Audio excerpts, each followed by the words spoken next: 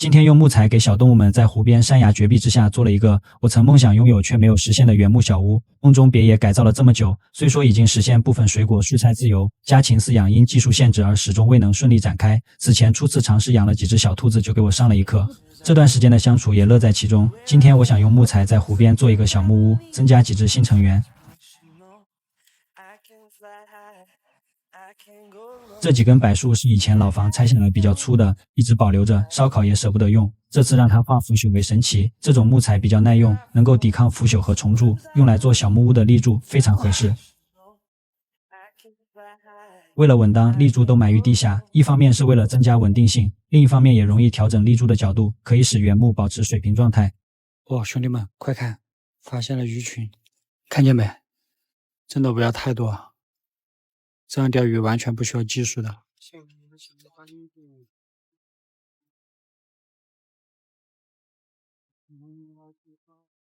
立柱架好骨架，就用以前建房剩下的米方来代替。湖边容易潮湿，地面架空40厘米，既可以通风保持干燥，排的粪便掉落下来也方便清理堆肥。木方上原本计划就铺一层镀锌网，兄弟们又翻车了，比铁丝的还细。没想到食物比想象中的细了很多，最后就用了2层才能勉强承重。现在承重没问题了哈。现在做屋顶结构。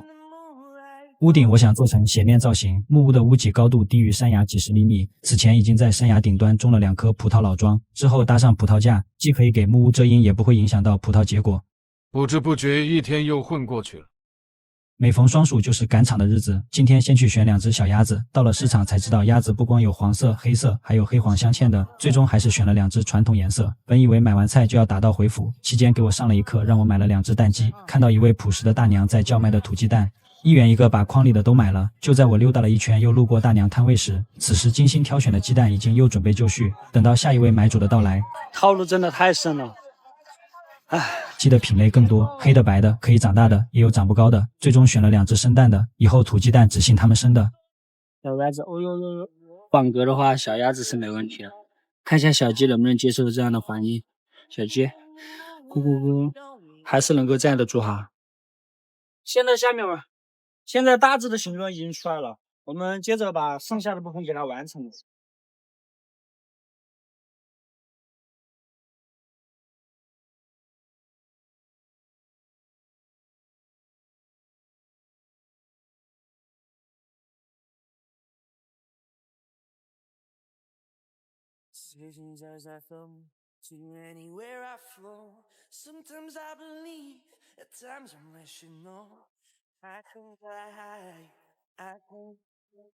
现在湖边小木屋已经初步成型，我们一起来看一下内部的结构。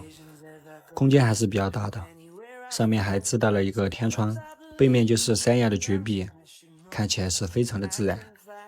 然后两边和下面都可以通风的，遮风避雨完全没问题。之后他们就在这里繁衍生息。不过现在遇到一个新的问题，房屋前面需要给它加装一个台阶，因为小鸡和小鸭比较小，上下可能会有点困难。现在没有问题了，上下自如。小鸭子的脚要短一点。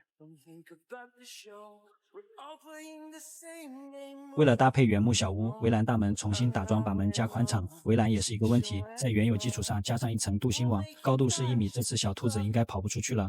完了，兄弟们，这2只嘎嘎嘎跑到水里面去了。哦，兄弟们，这是什么？看清晰点，看见没？但是水太深了，不好抓。这里还有一条，他们还是非常适应这里的生活的哈，就从垮它这里爬下去的。现在游完泳又回来了。湖边也用围栏加固了一圈，之前兔子会跑到崖边吃草，我怕它不小心掉到水里就完蛋了。严丝合缝，没问题的哈，非常稳当哈，升级完成了。然后我们马上把小兔子放出来，检验一下我们的改造厂。小兔子还在睡觉，现在是要门有门，要护栏有护栏了哈。小鸡和小羊他们在房屋的下面，一点面子都不给，上面他们不想睡上面。现在我们就要把小兔子放出来，看一下检验一下我们的改造成果哈，小白兔现出来，原蝇兔也出来了，明显已经长大了很多了哈，兄弟们，这2个月还是没白养的。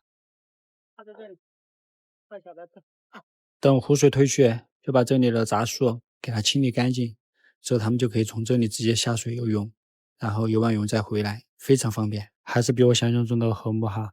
看他们现在一起在分享食物，看着他们一起生活是没有问题的哈。之后他们就在这里一起生活，繁衍生息。这也意味着梦中别野距离实现鸡鸭兔自由的生活越来越近了。